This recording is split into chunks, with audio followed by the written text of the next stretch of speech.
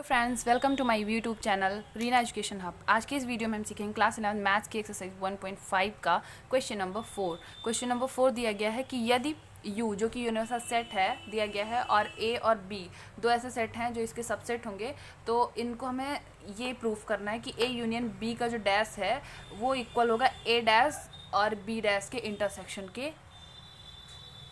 तो सबसे पहले हम ए और बी का यूनियन निकाल लेते हैं। हमें इस पार्ट को इसके इक्वल करना है। तो अगर हम एल एच एस लें, एल एच एस इक्वल होगा ए यूनियन बी, और इसका ए यूनियन बी अगर हम निकालें तो ए यूनियन बी का डैश है, तो ए यूनियन बी हम पहले देखते हैं। तो ए यूनियन बी जो दिया गया है, ए है हमारा 2 4 6 8 और इसका यूनियन हम निकालेंगे 2 3 5 और 7 से। तो ए यूनियन बी हमें मिला।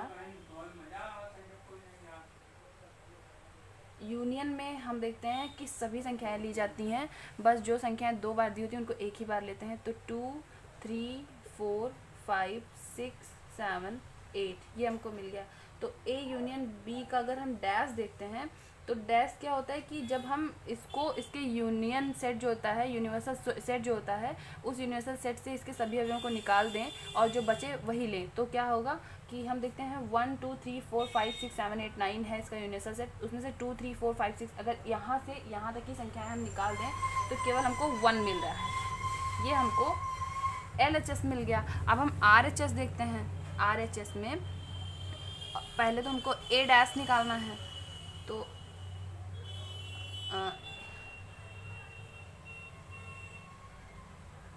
पूरा लिखते हैं RHS A डैश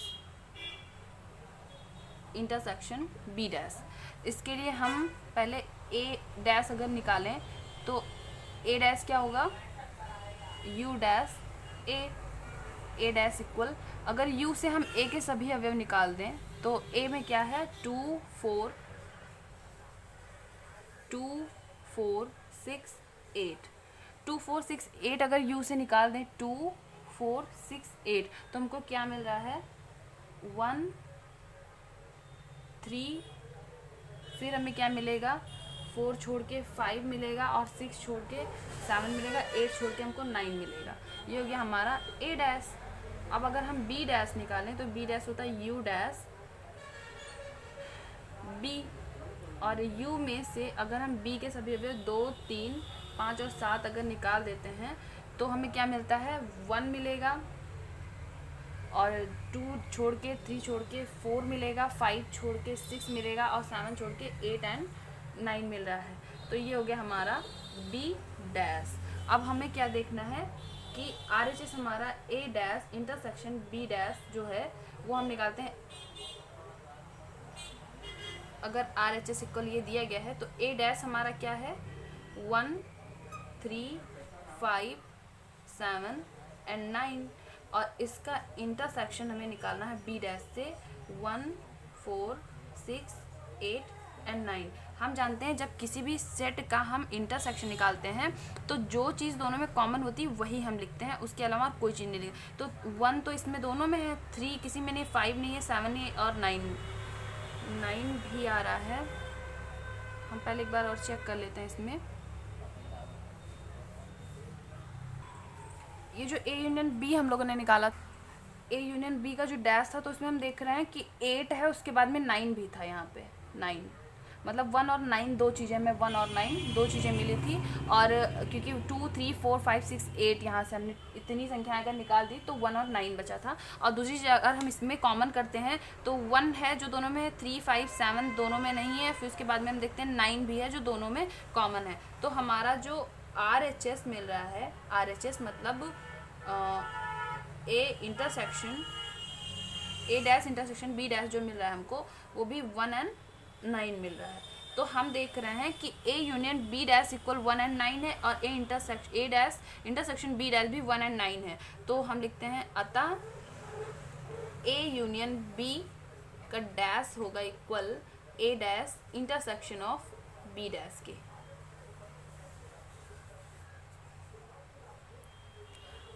अब इसका हम क्वेश्चन नंबर 2 देखते हैं। आप इसका पहले स्क्रीनशॉट ले लीजिए। क्वेश्चन नंबर 2 है ए इंटरसेक्शन ऑफ बी का डैश जो होगा वो ए डैश यूनियन बी डैश के होगा। तो अगर हम सबसे पहले एल एच एस लेते हैं, एल एच एस जिसमें ए इंटरसेक्शन ऑफ बी है और उसका डैश हमें निकालना है, तो पहले तो हम ए इंटरसेक्शन ऑफ बी निकालते हैं। तो ए में क्या दिया गया है 2, 4, 6 एंड 8। इसका इंटरसेक्शन हमें निकालना है 2, 3, 5 एंड 7 से।